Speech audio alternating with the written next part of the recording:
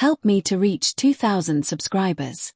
The first post read, "She smiles like she trusts me. God, if she knew." I remember my breath stopping right there.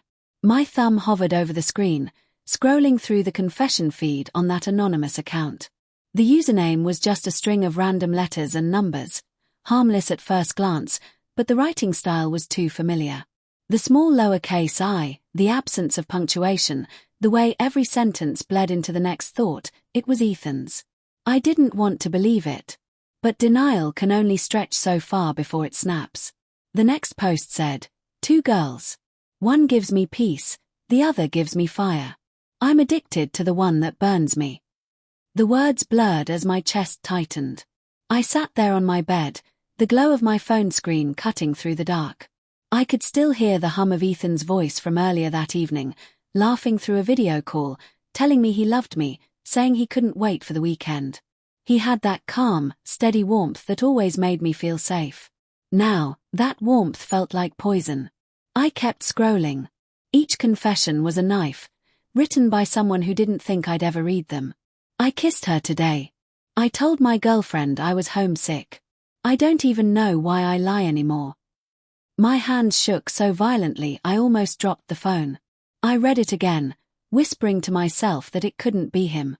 Maybe someone just wrote like him. Maybe I was paranoid. But then one post changed everything. "She wears that blue scarf I bought her all the time. I wish she knew I bought the same one for the other girl." My blue scarf. The one I'd worn in every winter photo since last year. The one I wrapped around my neck when he told me I looked like his favorite season. My throat burned. My eyes flooded. I didn't know whether to scream or throw up. Instead, I went perfectly still. The kind of stillness that feels like you've been frozen in time, staring at the truth that's been hiding in plain sight. The next morning, I met Ethan for breakfast, pretending everything was normal. The cafe smelled like cinnamon and burnt espresso. My reflection in the window looked pale, hollow-eyed. He smiled when he saw me.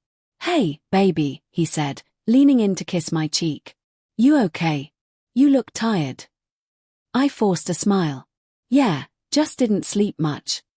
He reached for my hand, thumb brushing against my wrist the way he always did when he was trying to be sweet. I wanted to pull away. Instead, I asked, "You ever read confession accounts? Like those anonymous ones people use to vent?" His brow furrowed.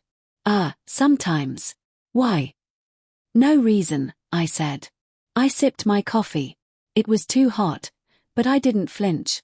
"Just curious." He nodded, oblivious. "Some people post crazy stuff there." "Yeah," I said. "Some people do." His phone buzzed on the table, screen lighting up. A notification from that app. My stomach lurched. The name wasn't visible, just a grey icon. But I recognized the same timestamp pattern I'd seen all night. He noticed my eyes flicker toward it. Quickly, he turned the phone face down. "Work," he said too quickly. Something in me cracked. That night, I couldn't help myself. I messaged the confession account. My hands trembled as I typed. "Who's the girl you write about? The one with the blue scarf?" No reply. I waited.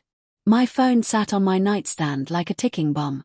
I told myself it was stupid, that maybe it wasn't even Ethan. But then, 10 minutes later, a reply popped up. "Who's asking?" My chest tightened. I typed back, "Someone who knows her." There was a pause. Then tell her I'm sorry." I stared at the words until my tears blurred the screen. He knew. He knew. I confronted him 2 days later. He'd invited me over, said he'd cook dinner. His apartment smelled like rosemary and butter. He was wearing the same grey hoodie from one of his confession photos. I sat on the edge of his couch, heart pounding so hard I thought I might faint. "Ethan," I said quietly, "why did you make that account?" His whole body froze. He blinked at me, then tried to laugh it off. "What account?" "The anonymous confessions one." My voice cracked on the word confessions. "The one where you write about me. And another girl." The air turned to glass. For a second, he looked like he might deny it. But then his shoulders slumped. He rubbed his face, exhaling hard. "I didn't think you'd ever find it," he said finally. Something inside me snapped. "You didn't think I'd find it. That's your excuse." He looked up, eyes glassy with something between guilt and exhaustion. "It wasn't supposed to be real, okay? I was just writing things I didn't know how to say. It started as a way to get things out of my head. Then I met her, and it." "Her?" My voice went sharp. "You met her?" He flinched. I stood up.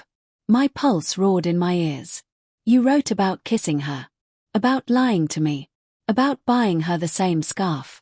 Don't tell me it wasn't real." He didn't answer.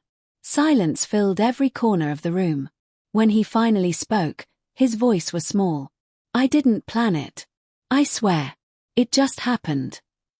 I almost laughed. That phrase, "it just happened," was so pathetic it made my stomach turn. "You know what's worse than the cheating?" I whispered. "That you turned it into poetry. You made my heartbreak something you could romanticize online." Tears spilled down his face. "I didn't mean to hurt you." I shook my head. "You didn't mean to get caught." I grabbed my bag and walked out before he could answer. For weeks, I couldn't stop reading the account. Even after I blocked him, I'd check if there were new posts. Then one night, a new confession appeared. She finally left. I thought I'd feel free. "I just feel haunted." And below it, another comment, from someone anonymous, said, "Maybe you deserve it." For the first time, I didn't cry. I just stared at those words and felt something shift inside me. Not closure. Not forgiveness. Just understanding that some people destroy beautiful things because they don't know how to hold them without breaking. I deleted the app. But sometimes, when I see someone scrolling late at night, smiling at their phone, I feel that cold shiver crawl up my spine again. Because I remember that behind every confession, there's a truth someone's too cowardly to say out loud. And I once loved a man who made a hobby out of confessing his sins, to strangers, instead of to me.